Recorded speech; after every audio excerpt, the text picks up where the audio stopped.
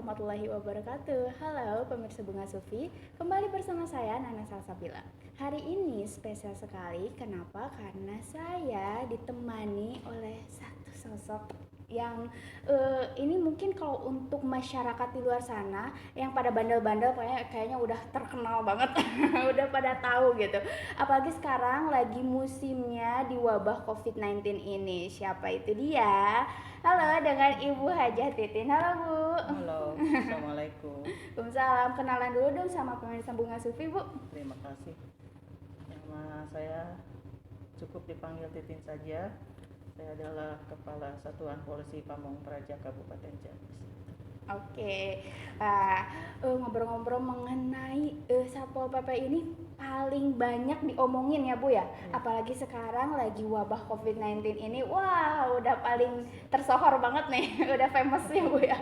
Nah pengen tahu dong, bagaimana sih Satpol PP untuk pencegahan dari COVID-19 ini Bu? Ya, terima kasih. Satuan Polisi Pamong Praja sesuai dengan Surat Keputusan Bupati Ciamis nomor 143.2 KPTS garis miring titik 165 garis sambung HUB garis miring 2020 tentang gugus tugas percepatan penanganan COVID-19 di Kabupaten Ciamis. Satuan Polisi Pamong Praja termasuk ke dalam bidang pengamanan dan gakum atau penegakan hukum. Bersama dengan tentu saja dengan unsur TNI dan Polri ya, serta Badan Intelijen. Ya, selama pelaksanaan PSBB ini yang dimulai sejak tanggal 6 dan insya Allah nanti sampai dengan tanggal 19 Mei 2020, kegiatan yang dilaksanakan oleh Satuan Polisi Pamong Praja adalah satu diantaranya adalah pelaksanaan koordinasi dengan instansi yang sama yaitu pengamanan dari Polri, dari Polres, juga dari intelijen ya, juga dengan instansi terkait. Kenapa? Seperti halnya untuk pengamanan di pasar itu ada instansi yang berwenang atau di bawah pengelolaan daripada dinas atau yang Perindagop ya. Tapi juga di situ ada juga parkirnya tentu dengan dinas perhubungan, dan action dari kita adalah pemantauan terhadap para pedagang yang sesuai dengan peraturan PSBB, terutama yang non pangan itu kan harus jam 10 bukanya. Jadi jam 10 itu belum boleh buka, tapi yang pangan itu sudah boleh buka. Jadi pemantauannya seperti itu. Itu dilakukan pada pagi hari. Jadi jam 8.30 kita gabungan yang dari TNI, Polri dan juga dari SKPD terkait apel gabungan dulu di depan DPMD ya. Kemudian kita ke pasar untuk pemantauan, dan siang harinya jam 2 itu juga pemantauan kembali karena sudah pasar yang pangan itu harus sudah ditutup kecuali yang non pangan, yaitu untuk sandang dan kelontongan itu boleh dibuka sampai dengan jam 10 malam, dipersamakan dengan minimarket. Jadi udah jelas sekali ya buat masyarakat luar sana mana aja nih toko yang bisa dikunjungi pada saat waktu-waktu tertentu ya Bu ya. Betul. Gitu. Jadi nggak semua toko yang biasanya kok jam segini udah buka sekarang nggak buka. Nah ini dia tadi udah disebutin juga bahwasanya ada beberapa kategori yang bisa dibuka pada pagi hari ataupun pada siang hari ya Bu ya. Betul. Gitu. Dan bahkan ada jam malamnya juga ya Bu ya. Ada. Sampai jam berapa nih batasnya? Jam 10 malam. Jam 10 malam semuanya. Semuanya. Jadi Oke, jadi buat masyarakat di luar sana, kalau misalnya udah tahu nih, kalau misalnya malam-malam udah jam 10 semua toko tutup. Udah waktunya tidur ya Bu ya? Betul, ya. Udah waktunya istirahat, harus sahur soalnya.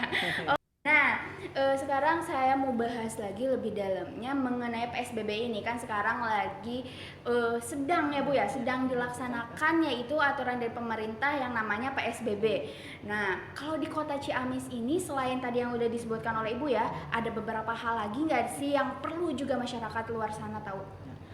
Seperti diketahui bahwa Ciamis juga punya alun-alun ya yang setiap harinya dipadati oleh para pengunjung karena juga diminati dari luar daerah. Namun pada saat PSBB ini di alun-alun sesuai dengan bidang kami yaitu penegakan hukum dan juga pemantauan, banyak pedagang yang musiman yaitu di alun-alun.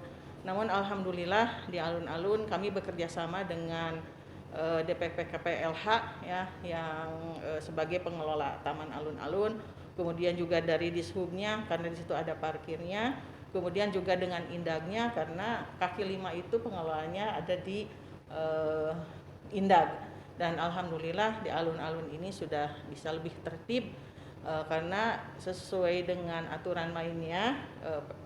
Jadi setiap pedagang itu ada jarak 1 meter, kemudian pembeli juga harus antri, tidak boleh berjubel, dan parkir juga diatur. Itu alhamdulillah kalau di alun-alun sudah lebih tertib lagi. Nah selain itu juga tempat keramaian lainnya seperti di Taman Makam Pahlawan Imbanagara. Nah, di situ juga ada keramaian yaitu para pedagang musiman yang kita juga tidak bisa hindari. Nah, kita juga sama, kita dengan cara mengajak para pedagang untuk tetap jaga jarak. Jadi protokol itunya dilaksanakan, jaga jarak, kemudian kesehatannya, kemudian juga parkirnya karena di situ juga lalu lintas cukup padat. Oke, nah buat masyarakat di luar sana yang pastinya ya Bu ya, nggak semua istilahnya tuh pada nurut dengan aturan yang sudah ditetapkan. Ada pula kan ya Bu ya oknum-oknum yang tidak bertanggung jawab atau misalnya yang tidak melaksanakan peraturan tersebut. Nah, apakah ada sanksinya tidak nih dari Satpol PP? Terima kasih. Tadi disebutkan ya yang Imbanagara juga yang piadek ya, lupa yang piadek, kemudian juga di pasar desa Sadananya kita juga, kemudian juga di Bojong ada juga dari kecamatan-kecamatan yang koordinasi dengan kami selalu menyampaikan bahwa di kecamatan itu ada muspika, jadi supaya berkoordinasi dengan muspika supaya diselesaikan dengan muspika. Kami juga kadang-kadang untuk memantau ke sana. Nah untuk sanksi sesuai dengan surat keputusan yang ada bahwa penegakan hukum dalam rangka PSBB ini adalah penegakan hukum non yuridis. Jadi yang diberikan penegakan hukumnya adalah sanksinya bukan tidak sanksi hukum, tapi berupa sanksi teguran lisan, kemudian diberitahukan, dan kalau umpamanya sangat-sangat berulang kali itu paling dia inginnya di apa. Nah, yang lucunya memang ada yang dia karena tidak pakai masker, saya mending suruh push up aja. Itu permintaan dia sendiri, ya silahkan gitu ya. Ya seperti itu. Kalau yang umpamanya di pasar udah jam sekian mending ditutup oleh kami atau ditutup sendiri. Ditutup sendiri ya mangga. Istilahnya dia seperti itu ya. Kita juga tetap dengan mengedepankan sopan santun, dengan mengedepankan etika. Kita berikan tanggung jawab kepada yang bersangkutan bahwa yang bersangkutan juga paham akan aturan yang ada. Oke, jadi selama ini yang Ibu lihat nih ya dari masyarakat atau yang melaksanakan PSBB ini berapa persen nih yang pada nurutnya menurut Ibu hasil evaluasinya selama ini? Ya kalau dilihat persentase memang belum begitu greget ya. Karena kita juga sosialisasi dulu, tapi memang kalau selama ini kalau untuk pemakaian masker masih saja ada. Jadi kalau dibilang persentase sudah ya untuk mempersasikannya, tapi paling tidak sebagian besar itu sudah ada ya. Tapi ada juga yang kalau ditanya lupa gitu.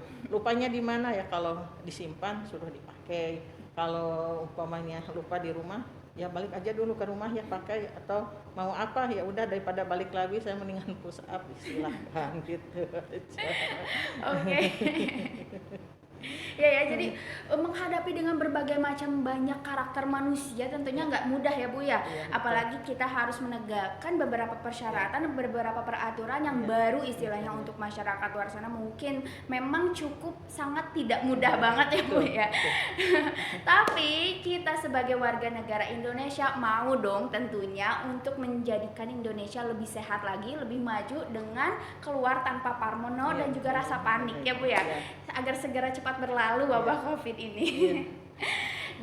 Tadi kita udah berbicara mengenai sanksinya dan segala macam yang ada di dalam PSBB ini ya Bu ya. Tapi selain itu juga ternyata Satpol PP ini memiliki rutinitas yang sebelum PSBB terjadi sudah dilakukan dan masih dilakukan saat ini juga pada saat PSBB ya. Apa aja nih Bu?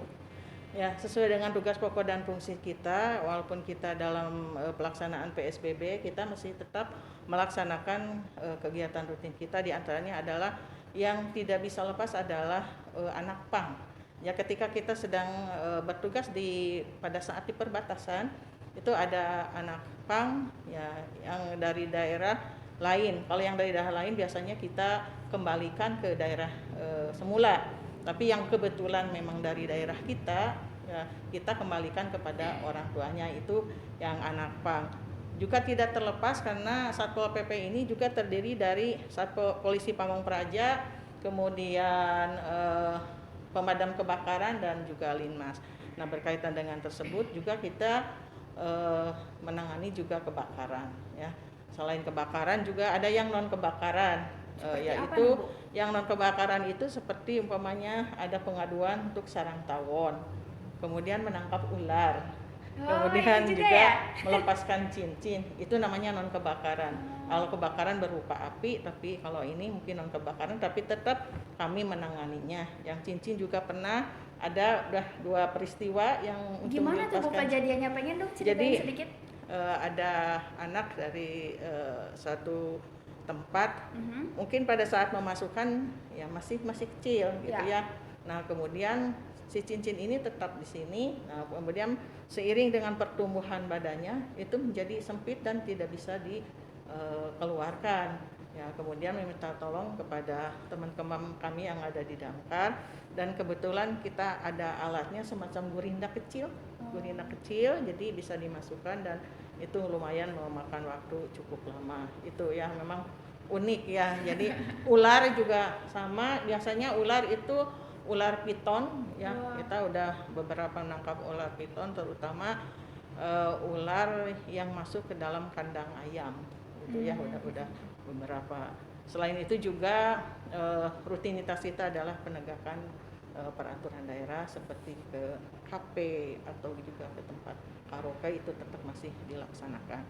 Dan juga membantu penyemprotan disinfektan yang dimintakan oleh ada juga dari KBN ya, Korea Bisnis ya, perusahaan kayu, kemudian juga dari pesantren ya, kita melaksanakan itu dengan memakai mobil damkar itu untuk penyemprotan.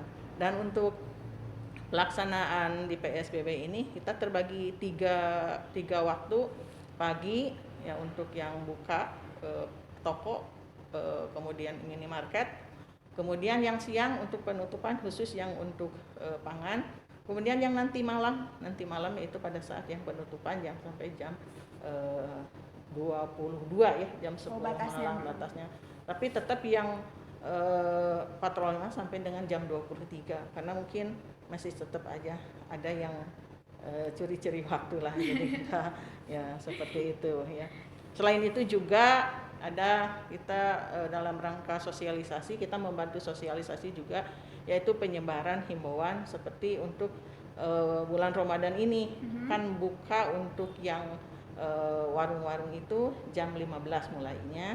Nah, itu jadi sebelum itu tidak boleh buka. Itu untuk kita tempelkan di tiap-tiap warung, juga membantu bersama-sama dengan Diskominfo.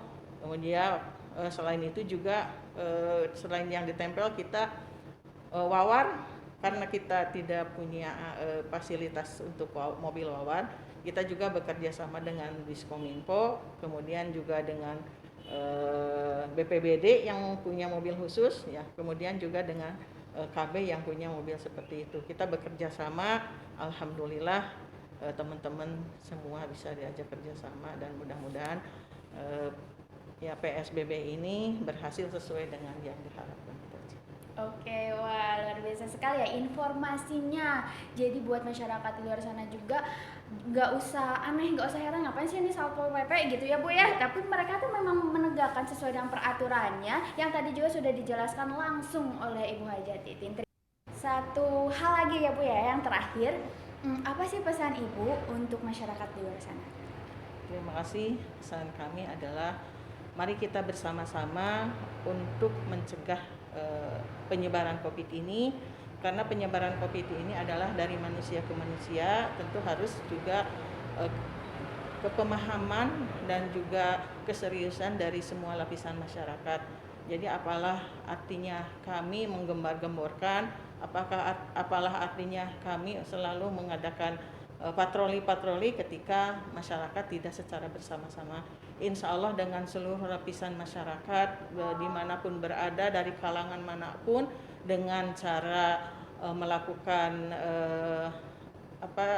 protokol kesehatan, ya, protokol juga masuk rumah dan sebagainya, didukung juga oleh aparat yang lainnya atau juga dengan teman-teman yang lainnya. Insya Allah semuanya akan cepat berakhir dan kita mudah-mudahan bisa melaksanakan kehidupan secara normal sehingga semua fasilitas bisa dibuka kembali. Terima kasih Ibu atas waktunya ya. Ya, sama-sama. Dan terima kasih ya buat pemirsa semuanya telah menyaksikan kami. Jangan lupa untuk subscribe. Dan saya Nana Salsabila bersama Ibu Hajah Titin. Wassalamualaikum warahmatullahi wabarakatuh.